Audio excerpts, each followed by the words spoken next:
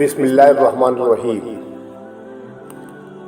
اللہم صلی علی محمد وعلی آل محمد وآلہ وأصحابہ وأہل بیتہ وبارک وسلم وصلوا علیہ۔ سامعین کرام السلام علیکم۔ آج کربلا کے واقعات کے سلسلے کی 7ویں ویڈیو آپ کے سامنے حاضر ہے۔ آگے کے واقعات کچھ یوں ہیں کہ یزید کی شقاوت اور سیاہ بختی کا اس سے اندازہ لگایا جا سکتا ہے کہ جس وقت اسے یہ اطلاع ملی کہ اہل مدینہ نے اس کی بیعت توڑ دی ہے اور عامل مدینہ عثمان کو شہر سے باہر نکال دیا ہے تو وہ آگ بگولا ہو گیا اور اس نے مدینہ منورہ پر حملے کی تیاریاں شروع کر دی۔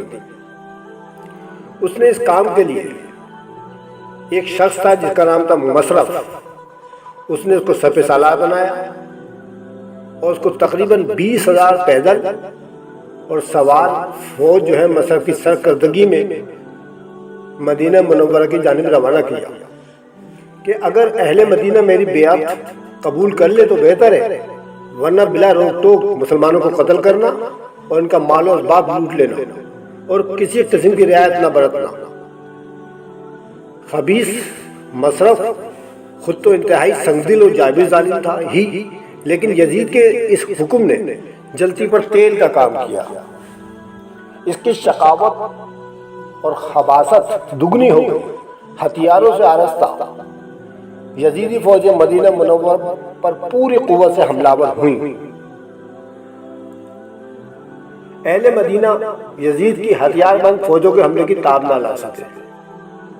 مصرف نے مدینہ منورہ پر غلبہ پاتے ہی اپنی فوج میں اعلان کر دیا کہ اہل مدینہ میں جسے پاؤ قتل کر دو، جو سامان پاؤ لوٹ لو، اور میں نے مدینہ کی مسلمان عورتوں کو تم پر حلال کر دیا۔ اس حکم کا سننا تھا کہ یزیدی کھل کر کھیل کھیلے۔ تقریباً 1700 مہاجرین و انصار، صحابہ کرام و تابعین شہید کیے گئے، 700 حافظ قرآن، 97 سرداران قریش اور تقریباً 10,000 عام مرد اور عورتیں اور بچے قتل کیے گئے۔ یزیدیوں نے عام مسلمانوں کے ساتھ جو ناروا سلوک کیا تو وہ متعدی بیان نہیں۔ مقدس صحابہ کرام کے گھروں میں زبردستی داخل ہو کر وہ لوٹ مار مچائی اور بد تہذیبی اور بے حیائی کا وہ ننگا ناچ ناچے کہ ایک باغیرت انسان اس کے خیال سے کانپ اٹھتا ہے۔ یزید کے بے شرم اور بے غیرت فوجیوں نے مدینہ منورہ کی مقدس خواتین کی بالجبر عصمت دری کی اور ان کے دامن عفت و عصمت کو تار تار کر کے رکھ دیا، جس کا نتیجہ یہ ہوا کہ 1,000 عورتوں کے بطن سے ناجائز اولادیں پیدا ہوئیں۔ وہ مقدس مسجد نبوی صلی اللہ علیہ وسلم جس کے فرش خاکی کو قدم ناز رسول ہی نہیں بلکہ سید المرسلین کی روشن پیشانی چومنے کا بھی شرف حاصل ہے، جو نبی آخری زماں کے بعظمت صحابہ کرام کی مقدس عبادت گاہ ہے، جس میں ایک نماز کا ثواب 70 نمازوں کے برابر ہے، جس کا ایک ٹکڑا جنت کی کیاریوں میں سے ایک کیاری ہے۔ آج یزیدی کتے اسی مسجد مقدس کے ستونوں سے اپنے گھوڑے باندھے ہوئے ہیں۔ کئی روز تک مسجد نبوی کتوں، بلیوں اور گھوڑوں کی لیس سے آلودہ رہی۔ مدینہ منورہ پر حملہ کرنے کے بعد مصرف مکہ معظمہ کی جانب روانہ ہوا، کیونکہ یزید نے اس کو حکم دیا تھا کہ مدینہ منورہ سے نمٹنے کے بعد مکہ معظمہ پر بھی حملہ کرنا ہے۔ ابھی مصرف مکہ معظمہ پہنچا بھی نہیں تھا کہ راستے میں ہی عذاب الہی نے اسے اپنے خوفناک پنجے میں جکڑ لیا۔ اس کا پیٹ مواد اور پیپ سے بھر کر تندور کی مانند پھول گیا اور اتنی تکلیف بڑھی کہ ہر وقت تڑپتا رہتا تھا۔ اسی تکلیف اور ذلت اور رسوائی کے ساتھ موت نے اسے وادی جہنم میں ڈھکیل دیا۔ مرتے وقت اس نے یزید کے کہنے کے مطابق حسین ابن نمیر کو اپنا چارج دے دیا۔ یزیدی فوجیں حسین ابن نمیر کی سرکردگی میں مکہ معظمہ پر حملہ آور ہوئی۔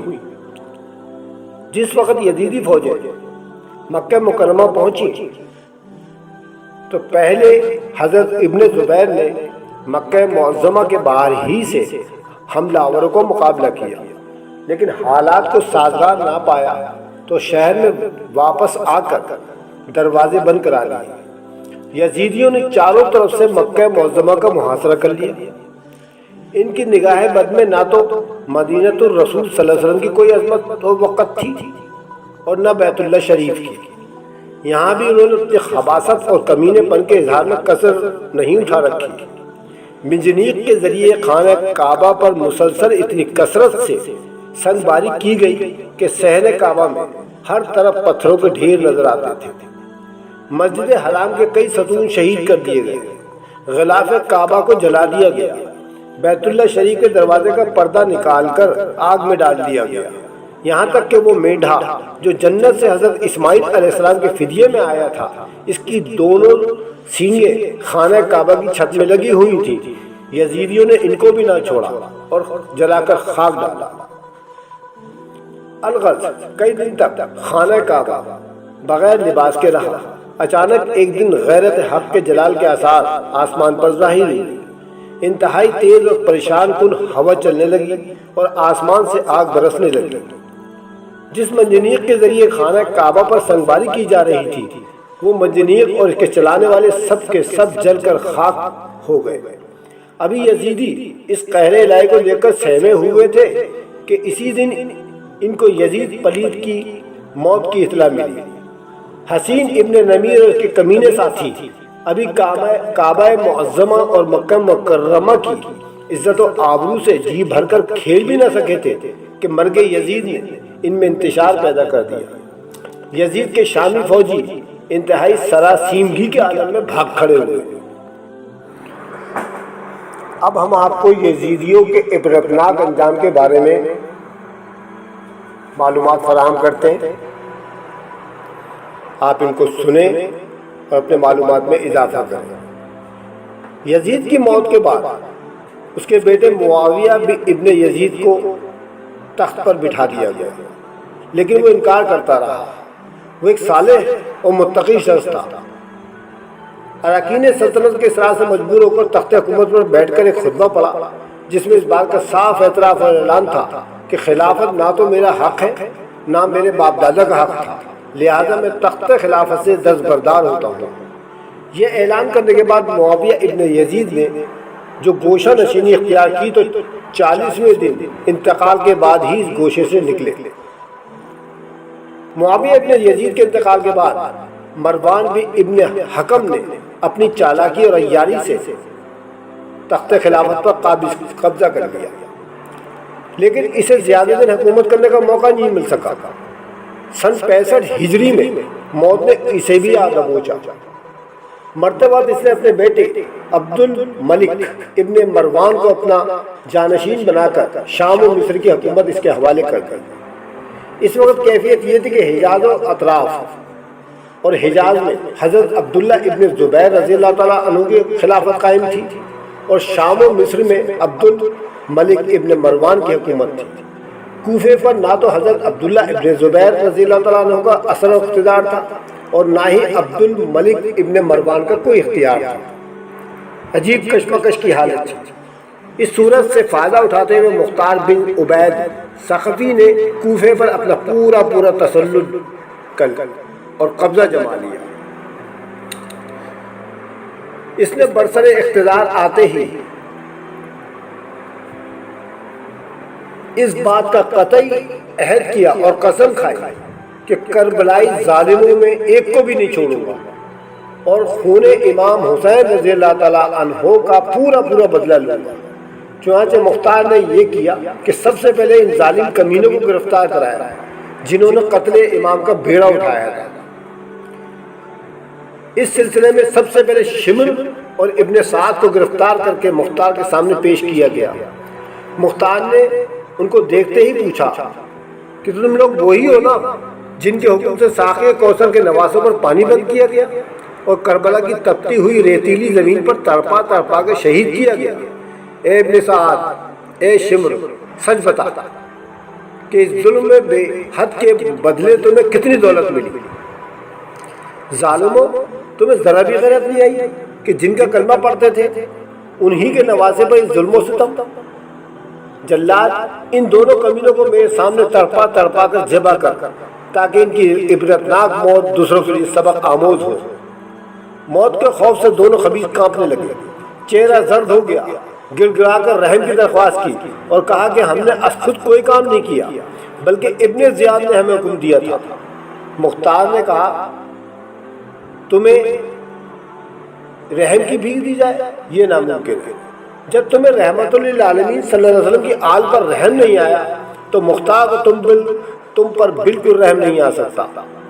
رہا ابن زیاد کا معاملہ تو اسے بھی نہیں چھوڑوں گا، تم آگے چلو، ابن زیاد بھی تمہارے پیچھے آ رہا ہے۔ اے جلاد، اب زیادہ دیر کرنے کی ضرورت نہیں، انہیں فوراً قتل کر تاکہ جتنی جلدی ہو سکے زمین ان کے ناپاک بوجھ سے ہلکی ہو جائے۔ چنانچہ دونوں کو قتل کرنے کے بعد مختار نے حکم دیا کہ میدان کربلا میں جتنے لوگ ابن سعد کے ساتھ نواسہ رسول کے مقابلے میں گئے تھے انہیں جہاں پاؤ قتل کر ڈالا۔ اس اعلان کا سننا تھا کہ کربلا کے میدان میں جانے والے کوفی بصرے کی جانب بھاگنے لگے، لیکن مختار کی فوجوں نے ان کا برابر پیچھا کیا، جس کو جہاں پایا قتل کر دیا، لاش جلا دی، مکان کا سارا سامان لوٹ لیا گیا۔ اس کے بعد خولی بن یزید کو گرفتار کر کے مختار کے سامنے لایا گیا تو اسے دیکھتے ہی مختار غصے سے کانپنے لگا اور حکم دیا کہ اسے فوراً چومیخا کرو، اس کے ہاتھ پیر کاٹو تاکہ دنیا اس دشمن اہل بیت کا عبرتناک تماشا جی بھر کر دیکھ لے۔ چنانچہ خولی کو اسی ذلت اور رسوائی کے ساتھ قتل کر کے اس کی لاش کو جلا کر خاک کر دیا گیا۔ تقریباً 6000 ظالم کوفیوں کو مختار نے طرح طرح کی تکلیفوں میں مبتلا کر کے قتل کیا۔ ان ظالم کوفیوں نے اب قتل ہوتے وقت جانا کہ دستے بے کسی میں مرنے اور حالت بیچارگی میں قتل ہونے کی کیفیت کیا ہوتی ہے۔ انہیں یہ بھی معلوم ہو گیا کہ دین چھوڑنے اور دنیا طلب کرنے کا انجام کیا ہوتا ہے۔ اب ان کوفیوں کو قتل کرنے کے بعد مختار کو ابن زیاد کا خیال آیا۔ ابراہیم بن مالک ابن اشتر کو بلایا اور کہا کہ میں نے کوفیوں کے فتنے کو ختم کرنے کے لیے تمہیں بلایا تھا، لہٰذا اب واپس جا کر ابن زیاد کے مقابلے میں اپنے بھائیوں کی مدد کرو اور شرط اللہ کو بھی اپنے ساتھ ضرور لے جانا تاکہ اس کی برکت سے تمہیں فتح نصیب ہو۔ چنانچہ ابراہیم ابن مالک شرط اللہ کو لے کر اپنے لشکر پہنچے اور پوری فوج کو تیار کر کے کوچ کا حکم دیا۔ سامعین، یہ شرط اللہ دراصل ایک کرسی تھی جو حضرت علی رضی اللہ تعالیٰ عنہ کے ایک صاحبزادے حضرت طفیل رضی اللہ تعالیٰ عنہ کے پاس تھی۔ حضرت علی کرم اللہ تعالیٰ وجہ الکریم اسی کرسی پر بیٹھ کر مقدمات کا فیصلہ کیا کرتے تھے۔ جب آپ کو شہادت نصیب ہوئی تو یہ کرسی حضرت طفیل کے حصے میں آئی۔ جب مختار نے کوفے میں اپنی حکومت قائم کی تو حضرت طفیل کی خدمت میں بیش قیمہ تحائف پیش کر کے ان سے وہ کرسی حاصل کر لی اور جامع مسجد دمشق میں ایک قیمتی صندوق میں مقفل کر کے رکھ دیا۔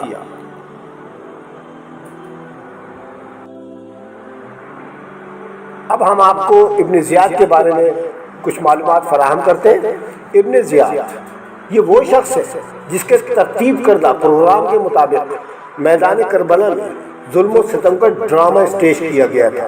اب کوفے سے اپنی جان بچا کر موصل کی طرف بھاگا جا رہا تھا۔ 20,000 کا لشکر کے ساتھ تھا۔ ابراہیم ابن مالک نے اسے موصل پہنچنے سے پہلے ہی راستے میں روک لیا۔ چونکہ شام ہو چکی تھی اس لیے رات میں جنگ ملتوی کر دی گئی۔ اس وقت ابن زیاد کا سالار لشکر عمر ابن اسلمی تھا جو کبھی ابراہیم ابن مالک کا دوست ہوا کرتا تھا۔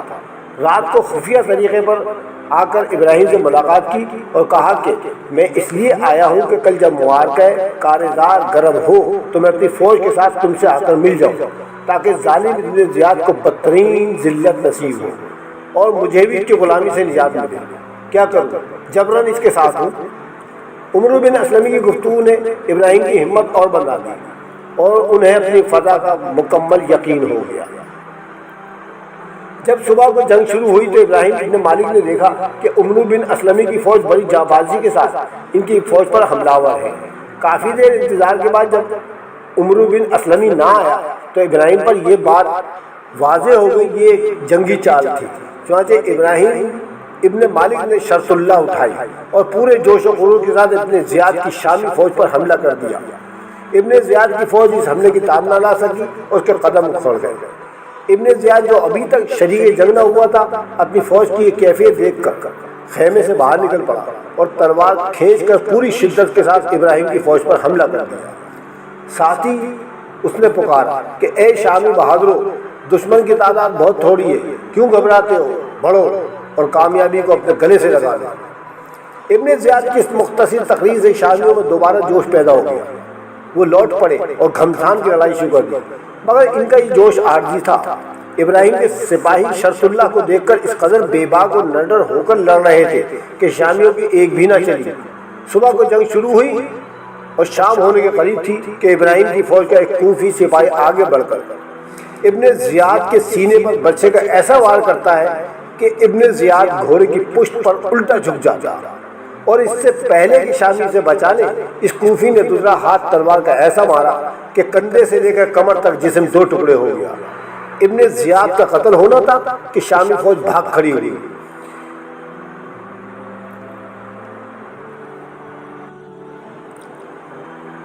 حرملہ بن کاہل یہ وہ شقی اور ازلی القلب انسان ہے جس نے حضرت علی اصغر کے تشنہ حلقوم پاک پر ایسا طاق کر تیر مارا تھا کہ وہ حلقوم پاک کو چھیدتا ہوا بازوئے امام میں بے بس ہو گیا تھا۔ اس پر اللہ کی طرف سے یہ عذاب نازل ہوا کہ پیٹ کی جانب سے سامنے کے حصے میں ہر وقت شدید ترین جلن ہوتی رہتی تھی اور پشت کی جانب سخت قسم کی سردی کا احساس، اس کو چین نہ ملتا تھا۔ پیٹ کی گرمی سے نجات پانے کے لیے ہر وقت پنکھا جلتا تھا اور پیٹھ کی سردی دفع کرنے کے لیے پیچھے آگ جلاتا تھا۔ کچھ دنوں بعد یہ پیاس کی شدت اتنی بڑھ گئی کہ ہر وقت پانی پیتا رہتا تھا، مگر پیاس نہ جاتی تھی، اور آخر کار ایک دن انہی مصائب و آلام کو برداشت کرتے کرتے وہ جہنم کی وادی تک پہنچا دیا گیا۔ جابر ابن یزید یہ وہ شخص ہے جس نے امام حسین رضی اللہ تعالیٰ عنہ کے جامع شہادت نوش فرمانے کے بعد سر مبارک سے امامہ شریف اتارا تھا۔ یہ بدنصیب پاگل ہو گیا، گندی نالیوں کا پانی پیتا تھا اور جانوروں کی لیٹ کھاتا ہوا مر گیا۔ جونا حضری یہ وہ بدنحاس شخص ہے کہ جس نے بعد شہادت امام عالی مقام کے جسم اطہر سے پیراہن مبارک اتار کر خود پہن لیا تھا، وہ کوڑی ہی ہو گیا۔ اس کے جسم کا ایک ایک عضو سڑ گیا اور اسی موذی اور گھناؤنے مرض میں مبتلا ہوا اس کی ناپاک روح اس کے جسم کا ساتھ چھوڑ گئی۔ اسود بن حنظلہ یہ وہ خبیث ہے جس نے امام حسین رضی اللہ تعالیٰ عنہ کی تلوار لی تھی، مرض برس میں مبتلا ہو گیا اور انتہائی ذلت و خواری کی حالت میں موت سے ہمکنار ہوا۔ شمر یہ وہ خبیث ترین انسان تھا جس نے سینہ امام عالی مقام کے مقام پر چڑھ کر حلقوم پاک پر خنجر چلایا تھا۔ اس کی بدترین ذلت و خواری کا اندازہ صرف اس بات سے لگایا جا سکتا ہے کہ جب یہ مرا اس وقت کی شکل سور کی شکل میں تبدیل ہو گئی۔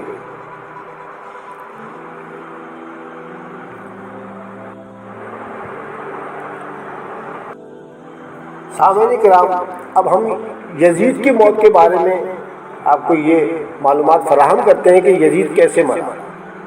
اس حقیقت کو جاننے کے لیے ہر نظر اٹھی ہوئی ہے، ہر کان کے سننے کے لیے بے چین ہے۔ یزید کی موت کے سلسلے میں 3 روایتیں ملتی ہیں۔ نمبر 1، یزید ایک دن اپنے انتہائی رازدار مصاحب مرجون ابن منصور کے ساتھ شکار کے لیے جا رہا تھا۔ راستے میں ایک رومی النسل پادری کی لڑکی پر یزید کی نگاہ پڑ گئی۔ حدیث کار تو اٹھائی، بے چین ہو گیا۔ اب روزانہ کا دستور بنا لیا کہ اس گرجے تک آتا اور واپس چلا جاتا، محض اس خیال سے کہ کوئی سبیل نکلے کہ اپنا مقصد پالوں۔ ایک دن لڑکی نہا کر اپنے مکان کی چھت پر بال سکھا رہی تھی۔ یزید کی نگاہ جب پڑی تو تاب ضبط نہ رہی، دیوانہ وار پکارنے لگا۔ لڑکی نے سوچا کہ اس خبیث کی مثال تو ایسے ہی ہے جیسے کہ چاند کو دیکھ کر کتا بھونکنے لگتا ہے۔ یہ حویث پرست میرے پیچھے ہاتھ دھو کر پڑ گیا۔ اپنے وقت کا بادشاہ ہے، کہیں ایسا نہ ہو کہ کسی وقت میری عزت و ناموس کو اپنی طاقت و قوت کے ذریعے تباہ و برباد کر دے۔ جب اس نے اپنے نبی کی آل پر ظلم و ستم کرنے میں کوئی کسر نہیں اٹھا رکھی تو میں تو غیر ہوں، اس کا دست ظلم کہاں باز رہ سکتا ہے؟ لہٰذا اس خبیث کی حوث سے محفوظ رہنے کے لیے صرف ایک ہی طریقہ ہے کہ اس کو کسی طرح قتل کر دیا جائے، اور اگر اس سلسلے میں جان سے بھی ہاتھ دھونا پڑے تو یہ بھی گوارا ہے، لیکن اپنی عصمت کو داغدار نہ بنایا جائے۔ چنانچہ یہ سوچ کر اپنے باپ سے مشورہ کیا۔ پادری نے کہا مجھے تمہاری رائے سے بالکل 100% اتفاق ہے۔ اس کے بعد جب یزید آیا تو لڑکی نے اشارہ کیا کہ تو تنہا آ، تبھی ملاقات کی کوئی صورت ہو سکتی ہے۔ چنانچہ یہ حدیث پرست دوسرے دن تنہا پادری کے مکان پر پہنچ گیا۔ لڑکی پہلے سے گھوڑے پر زین ڈالے تیار کھڑی تھی۔ یزید کے پہنچتے ہی گھوڑے پر سوار ہو کر ساتھ روانہ ہو گئی، یہاں تک کہ دونوں حمص کے قریب دشت حوارین میں پہنچ گئے۔ یہاں کا موسم بڑا ہی خوشگوار تھا۔ یزید نے شراب پی، یہاں کی ٹھنڈی ہوا نے نشے کو دگنا کر دیا۔ لڑکی نے موقع پا کر اپنے گھوڑے کو تھوڑا سا پیچھے کیا اور ابا میں چھپی ہوئی تلوار نکال کر اس زور کا وار کیا کہ یزید گھوڑے سے نیچے گر گیا۔ لڑکی اپنے گھوڑے سے نیچے کودی اور یزید کے سینے پر سوار ہو کر کہنے لگی کہ او بدنیت، جب تو نے اپنے نبی کے نواسے پر رحم دکھایا تو تجھے کون سی امید سے میں وفا کر سکتا ہے؟ بس اب یہ تیرا آخری وقت ہے۔ یہ کہہ کر اپنی تلوار سے یزید کے جسم کے ٹکڑے ٹکڑے کر دیے۔ 2-3 روز تک چیل کوے اس کے جسم کے ٹکڑوں کو نوچتے رہے اور اس کے بعد اس کے بہی خوا تلاش کرتے ہوئے پہنچے اور ان کو وہیں دفن کر دیا۔ نمبر 2، کثرت شراب خوری نے یزید کے پھیپڑوں کو بالکل بیکار کر دیا تھا، ہر وقت نشے میں دھت رہتا تھا، زانی حد درجے کا تھا۔ چند روز امراض قبضی میں رہ کر دست پھرتا ہوا جہنم رسید ہوا اور شہر دمشق کے بعد اس کو دفن کیا گیا۔ نمبر 3، علامہ ابو اسحاق اصفہانی نے اپنی کتاب نور العین فی مشہد الحسین میں تحریر فرمایا کہ ایک دن یزید اپنے 1000 لشکر کے ساتھ شکار کے لیے نکل گیا۔ شہر دمشق سے 2 دن کی راہ طے کر کے ایک میدان میں پہنچا۔ اچانک اس کی نگاہ ایک ہرن پر پڑی اور اس کے پیچھے اپنا گھوڑا ڈال دیا۔ وہ ہرن ایک لقودق خوفناک میدان میں پہنچ کر غائب ہو گیا۔ یزید کا پورا لشکر سے دور نہ جانے کہاں رہ گیا۔ البتہ اس کے 10 لشکری اس کے ساتھ یہاں تک پہنچ آئے تھے۔ پیاس نے اتنا تڑپایا کہ یزید اور اس کے ساتھی ایڑیاں رگڑ رگڑ کر جہنم میں پہنچ گئے۔ اس دن سے اس وادی کا نام ہی پڑ گیا وادی جہنم۔